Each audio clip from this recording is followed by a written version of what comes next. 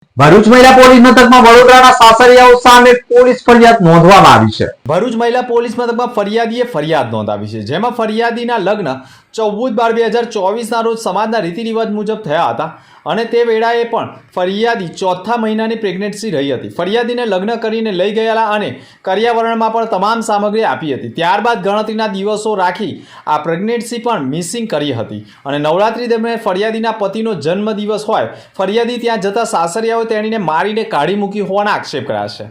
પતિના જન્મદિવસમાં પણ હાજર રહેવા ન દીધી અને તે સમયે 181 અને વડોદરા કંટ્રોલ પર પણ ફરિયાદ નોંધાવી હતી, જેમાં અરજીઓમાં સમાધાન કરાવી પરત લઈ ગયા હતા અને ત્યારબાદ પણ 2025માં ફરી પ્રેગ્નન્સી રહી હતી અને તે દરમિયાન ગણપતિનો તહેવાર હોય તે વખતે પણ તબિયત લથડતા ફરિયાદીને હોસ્પિટલ લઈ જતા અને તે વેળા પણ પતિ અને સસરાએ ઝઘડો કરેલો। તે બાદ પણ પિયરમાંથી પરત નહીં લઈ જતા મહિલા પોલીસ મથકમાં ફરિયાદ કરતા સાસરિયાઓ વિરુદ્ધ ફરિયાદ દાખલ કરવામાં આવી હતી, જેમાં ફરિયાદીએ મહિલા પોલીસ મથકમાં ફરિયાદ નોંધાવતા પતિ, સાસુ સસરા અને નણંદ સામે ફરિયાદ નોંધાવી છે।